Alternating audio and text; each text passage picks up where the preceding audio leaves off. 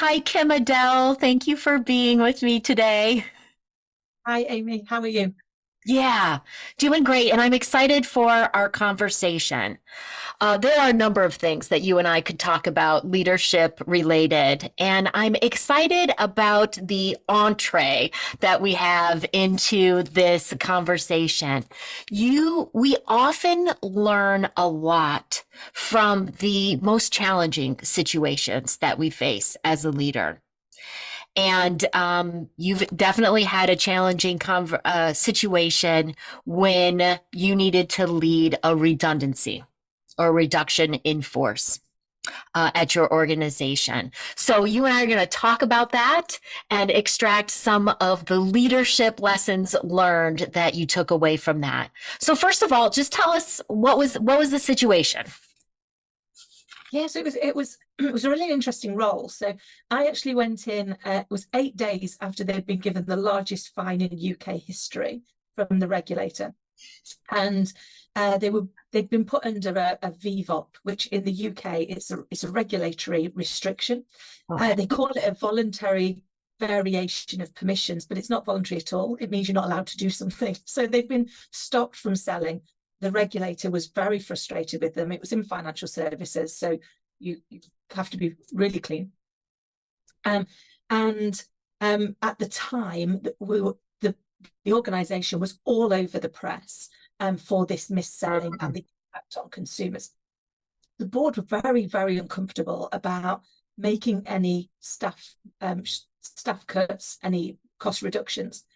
But when you're an organisation that's no longer allowed to sell anything, Yeah. you very quickly have to make some difficult and more challenging conversations. So I had a really interesting role in that one of the first things I had to do was convince the board that it was the right thing to do to run a redundancy program. And then the second thing I had to do was run the redundancy program. And if anyone's ever had to run a redundancy program, you don't run those lightly. You know, if there's any alternative, you do the alternative first. But I guess my number one lesson that I learned is, as a leader, our job is to save as many roles as we possibly can. Our job is to many jobs as possible. In that particular situation, I was in a place where the only way to save as many jobs as I could was to cut as many jobs that were needed, because the alternative was that we would go to the wire and everybody would lose their jobs. And that's a really hard place to be. Yeah. But I think the other thing that I kind of learned in there is, as a leader, um, when you're faced with something like that, when you're faced with running a redundancy program, it's really hard for a number of reasons. One of them is there's a level of shame. There's a level of shame that actually you didn't lead it better, that you Mm. lead it in such a way that this wasn't a requirement. Now, there can be so many factors that get taken into moving an organization into that space. But as the leader, you still feel uncomfortable. Yeah. And one of the things I've therefore seen, well, sadly, I've run 7 of these now for organizations, Oh, good. um, is that because you feel a bit uncomfortable, and the other thing you know is no one's going to be happy. I mean, nobody goes redundancy, yay. Yeah, But yeah. Not sad, not those being let go, not those staying on, right? It doesn't feel good for anyone. it impacts everybody. And so what tends to happen is you feel a bit guilty, there's a level of shame, and you know your message isn't going to go down well. Hmm. And therefore, what happens is you go on the defense, because you try and protect yourself. And therefore, your language and your tone and your whole demeanor actually makes the people feel that it's something that they've done wrong. Mm-hmm. Oh, And I think I remember standing up in front of the people on the first day and saying to them, the first thing I need you to understand is it's not about you. And let me explain what I mean by that. It's happening to you. you are impacted. It is going to change where we're going. But the reason I say it's not about you is it's not because you're not an amazing person. It's not because I wouldn't love you to be for the rest of your life. It's because, quite frankly, I couldn't lead us to a better outcome. And for that, I'm genuinely sorry. And the reason I need you to know it's not about you is, if not, you will carry this into your future and you will make it about you, and it will become a self-fulfilling prophecy. Ooh, an important message there, Kim-Adele.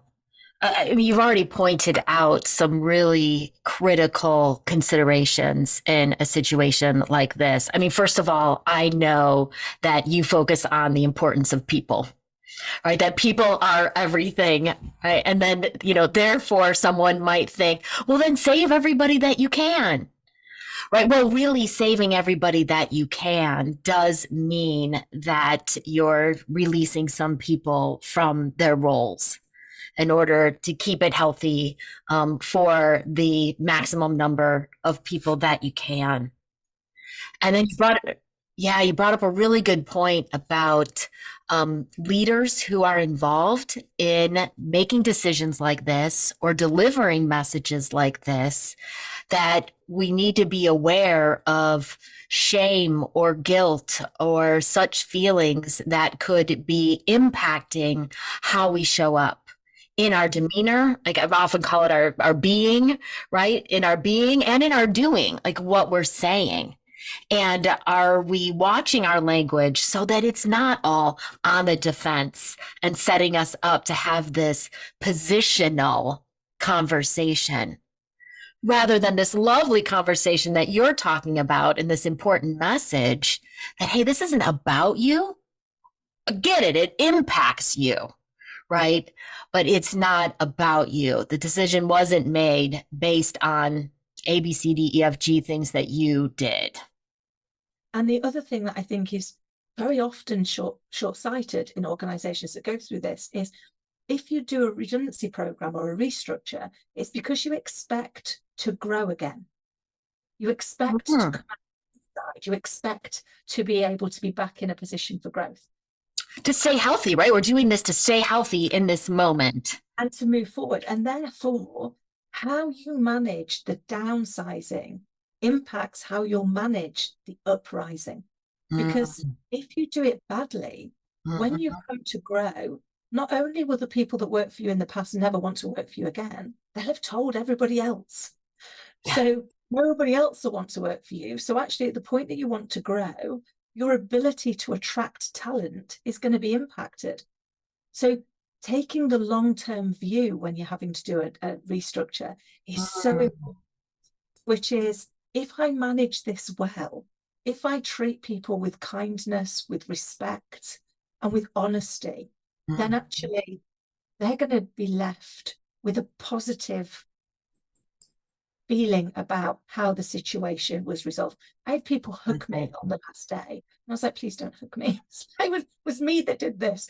And they went, I know, but you turned up every week after, as we went through the 90-day consultation, you turned up and you sat with us and you listened to how we were feeling, and you took on board our message, and you helped us to find a way through. It was a standard joke that people, if they see me now from back then, they were like, I know, facts are my friends.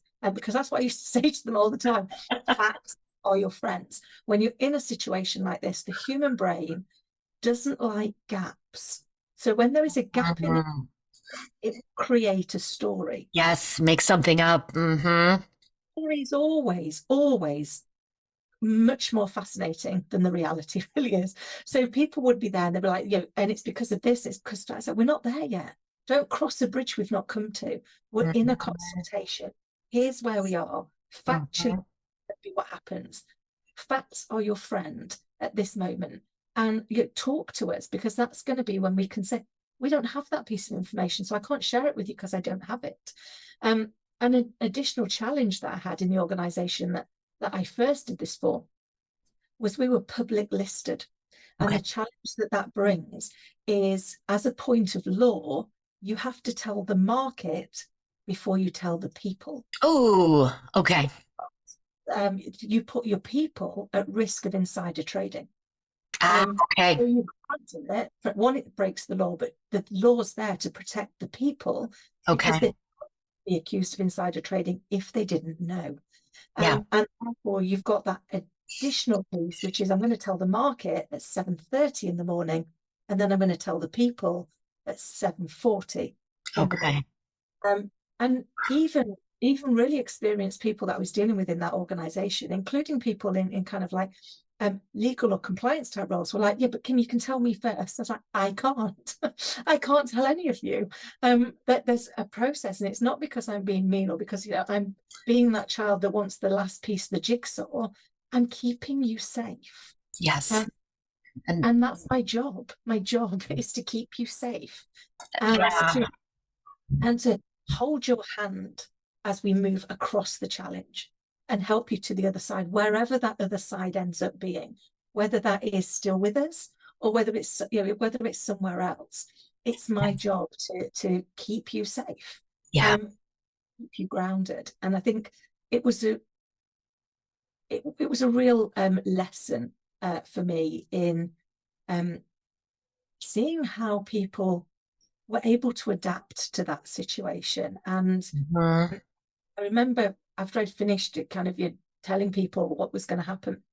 I had one lady at the back who started to use an English term, started effing and jeffing. So they were swearing at me quite a lot and pointing.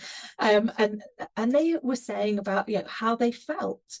Whilst I can see that is how it must feel, I promise you that's not what happened. And let's talk about it. And I remember later on that day, she came up to me and she was like, Kim, I'm really sorry. I said, please don't apologize. I delivered a really, really tough message that you have to live with. Mhm. Just responded emotionally to how it made you feel. You were angry and you had every right to be angry. You're going to leave here today and you've got to go home and tell your family that Yeah. you don't know how you're going to pay the bills. You don't know what that's going to look like. You don't know whether or not you're going to have a job or you're not going to have a job. I said, Yeah. I can't begin to imagine what you must be going through. So Mm. please don't waste 1 second worrying about the fact that you swore at me. It's like it's expected. It's not a nice message. Yeah. And That's lovely, Kim-Adele. You talked about the shame that the leader might feel that, oh, how did I lead us to a place where we need to do this reduction in force, have this redundancy? And now you're talking about some things that you used to help them, those being let go, not go into shame, right? Taking that longer term view, um, keep indexing on facts on your friends and giving the facts as soon as you can. Expect that there's going to be emotion and be able to be with that emotion. And I hear you expressing empathy oh, thank you. And Amy, with you them. just Yeah.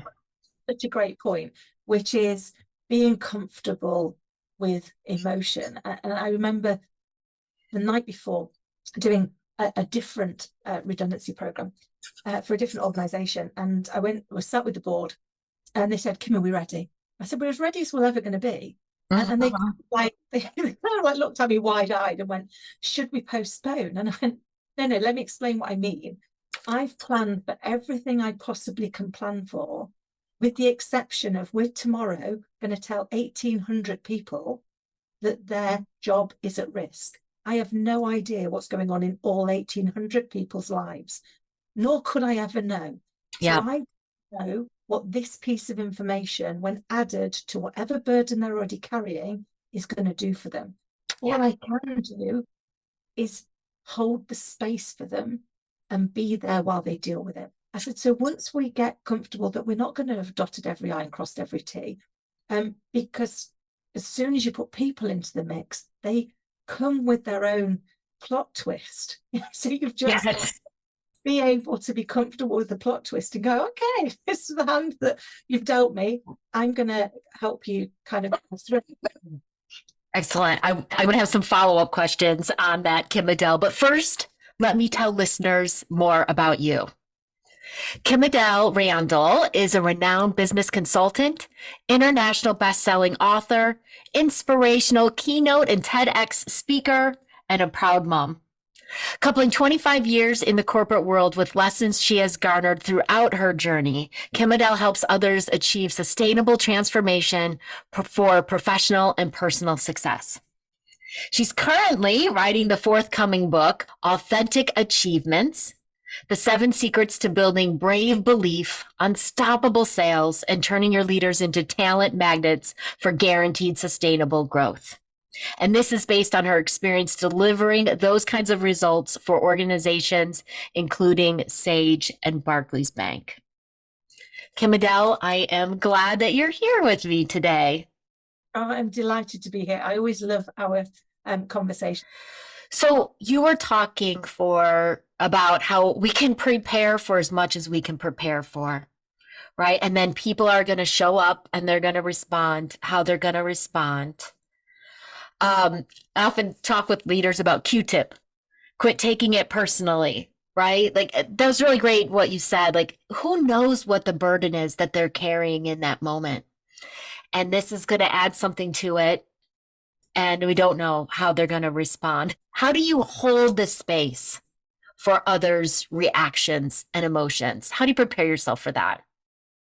Great question. And I love what you said. It's like quit taking it personal, because it's not about you. And you know, the thing that life's taught me in general from many things is that people don't hurt you on purpose. The reality is that they're dealing with their own pain and they're not really thinking about you. You become collateral damage. So when you realize that when you deliver a difficult message as a leader, their response is about how they're feeling. It's not about how they feel about you. So when we, and you know, if you have ever been in that situation where somebody has hurt you, you start telling them how you feel and they respond with anger, because actually they're dealing with how they feel. Thanks very much. And you just need to back away and let them deal with it. In leadership, it's like, instead of starting to justify what we're doing, acknowledge what they're doing. And you mentioned, Amy, that, you know, I am a very proud mum. And my little girl, unfortunately, suffers occasionally with anxiety. And I read a book and it kind of resonated with me that I've been inadvertently doing this as a leader for years without realizing that that's what I was doing. Is when your child's upset, our natural response is to want them to not cry, because we don't want our child to be upset. But what we inadvertently do is we belittle their right to feel it. The first thing you have to do is go, oh my goodness, that must be scary. Monsters under the bed. Tell me about that. How are you feeling? Okay, well, I can imagine that was really scary. Yeah. How about you and I check under the bed together to make sure that there are no monsters? So what you've done is validate their ability to feel the way they feel. Work with them to find an alternate feeling that is going to do better. And I guess that was my lesson in leadership, which is, you know, validate. I can see how that looks. Yes, I can. If I were in your shoes, I can see how that might come out. It's a little bit like you touched on my TEDx. One of the things I talk about in the TEDx is that actually everything that we do is in a world of polarity. So something doesn't exist unless the polar opposite exists. You can't have a left without a right, because that's how it works. And when we think about kind of like fear and hope, the thing that we're fearful of hasn't happened. We've imagined it. Hasn't happened yet. We've imagined it. And as leaders, we're often fearful of conversations going badly. It doesn't matter what it is, but we'll have thought a lot about, you know, what could go wrong, but it hasn't happened yet. The same is true for what we're hopeful for. What we're hopeful for is also imagined. Hasn't happened yet. Exactly the same brain. And yet we choose to believe that what we're fearful of is more likely than what we're hopeful for. So I guess one of the things that I do in preparing for being able to hold the space is I will let myself go to, what am I most fearful of? Okay. fearful of the fact they're going to yell at me, or they might hit me, or yeah, it could be any of those things, or they're going to get angry. What am I most hopeful for? Nice. Again, with our brain, you can't trick it. You can't say, I'm not going to be fearful, I'm just going to be over here and be hopeful. Yeah. Brain, hello, I've got things to tell you. So what I found is actually be curious. Mm. As much as with others. So yeah, what could go wrong? Why do I think that could go wrong? That's really interesting. So what's that making me feel? And then what could go right? Why could it go right? What's Yeah. that making me feel? Now what I've got is a bit of an arsenal that says, okay, I might still have an emotion thrown at me that I've not thought of, but Sure. I've got all the ones that I have thought of. So I'm not going in there almost not going in there naked. I'm not going in there with nothing to Yeah. help to support me. I've got some of these Yeah. tools where I'd thought about that. I'd thought that it could go wrong like this, and then I'd thought about, and what would I do? What might my response be? And also give yourself the give yourself permission to not know all the answers. Mm. It's, we don't give ourselves often as leaders. It's almost that sense of fear that if I don't have an answer, then actually I'm going to lose credibility. People don't want you to necessarily always have the answer. Sometimes they just want to know that you're going to find it for them. Yeah. And particularly in challenging situations, being able to say, and I've done it. I remember standing up at one particular place, and they were like, what's your thought? What's the answer to this? And I said, I was only on day 2, and I was like, I can give you my opinion, which I happily will share, but I can't give you the answer because I don't know it. So what I will do is I'll share my opinion because I'm not scared to share that. Right. I'll heavily caveat it's my opinion, Mm-hmm. and I'll go away and I will find you the answer and I'll come back. Confirm that when I've And got, people, yeah. I'll confirm I was wrong. So my opinion wasn't unmarked. Yeah. Yeah. I think getting into that space that says we sometimes think people want the problem solved, and very often people want the problem heard. Yeah. And as long as you hear it, the solution can come later. If you try and give them an answer straight away, you're not always hearing it. And that's what they'll respond back with anger.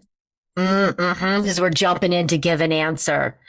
I know we've been having the conversation about what you've taken away from and learned from your experience in leading a redundancy. But I think all of what you just shared for all the leaders out there listening, any difficult conversation that you're going into, consider that their response is going to be them dealing with how they feel, and we want to hold space for that. In fact, validate that.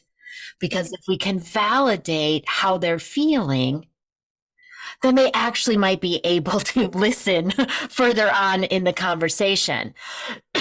If we're invalidating or immediately answering, then we might shut down their listening, escalate the negative emotion that's happening. I love this permission to not know all the answers, right? And to be able to say, like, here's what I know right now. Here's what I don't know right now. I will let you know when the next pieces of information are available. And I love the prep, Kim-Adele, of spend some time with the worst case. If they take off their shoe and throw it at me, right? Right? Look at the worst case, but also spend some time with the hope. It's so important because the only thing stronger than fear is hope. And so we've got to see both sides of that to go, both are likely. Either one of them could happen. And actually, when you're dealing with a situation like the one I did, both did happen. So some people were very, very angry. Some people were very, very concerned about me. And they were like, how are you doing? This must be difficult. And I was like, please don't worry about me. This is about you guys. And you mentioned another great point around, we come at conversations often from a position of fear.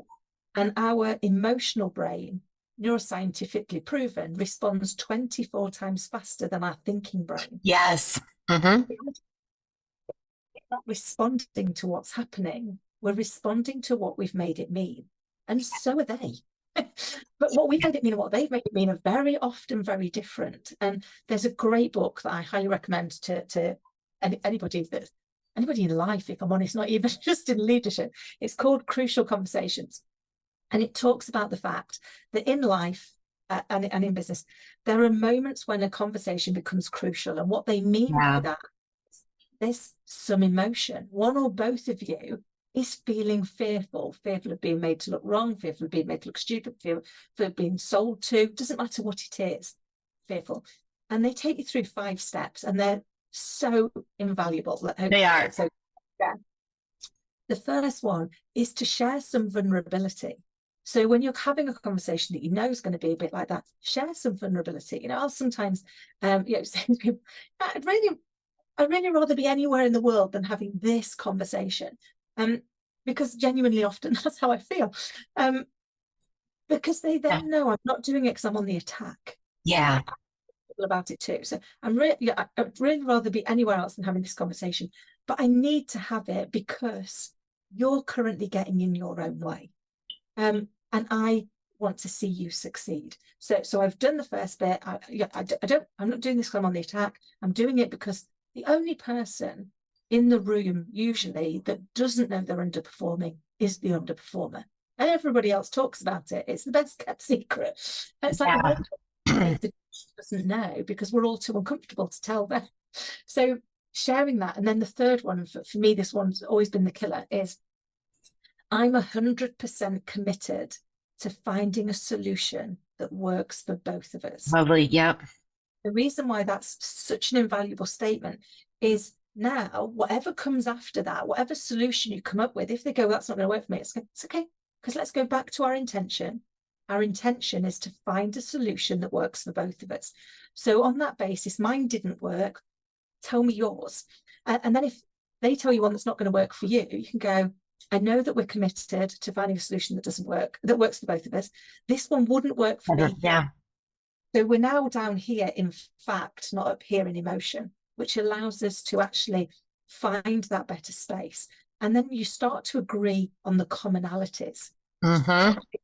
Parts of it, they absolutely would work for me. And those parts of it would work for you. Great. So now the problem's not this big. The problem's getting smaller. But what we're also doing is we're demonstrating our commonalities as people. Yeah. Because we're not in agreement, we're not in conflict. And that allows us to agree the way forward.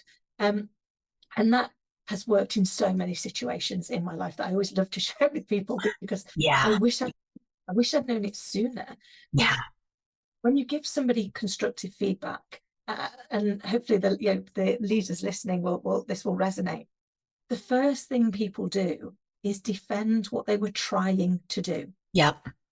So you end up in this ridiculous conversation where you want to tell them what they didn't do, and they defend what they were trying to do. And why? Yeah. Mm-hmm. Forward. So what I've learned as a leader, again from running very difficult challenges, is I start all constructive feedback with agreeing what I think they were trying to do first. So I'll start off and I'll go, I think what you were trying to do is achieve X, Y, and Z. And I think you were trying to be, whatever it is, trying to be a great team member, trying to achieve the goal, trying to do your part. Am I right? And they'll be like, yeah, exactly. Brilliant. That's exactly what I want you to do, which is fantastic news. Do you mind if I share with you some feedback about where you're getting in your own way? So now I'm not under attack. They know I think they know I think to do the right thing. So now I'm their ally to achieve the goal that we've just agreed was the right goal. Yeah, of course I'll listen to it. Yeah. Because actually, I've not got to defend who I am and what I'm doing because you already understood that. I've just made a mistake and I'm a human being. That's okay. Yeah. What I did was for you to think I wasn't doing the right thing. I didn't want you to think I was a bad person. I didn't want you to think I was a useless employee. Well, I don't. I think you made a mistake. Yeah. I think, just swapping those things round is so impactful, not only for you, but for the person that you're helping, because they're in a place where they're able to listen. Yeah. It's really great, Kim-Adele, when you've got that difficult message to share, it's about them, right? And share vulnerability, right? Open yourself up because we're going to be inviting them to be vulnerable.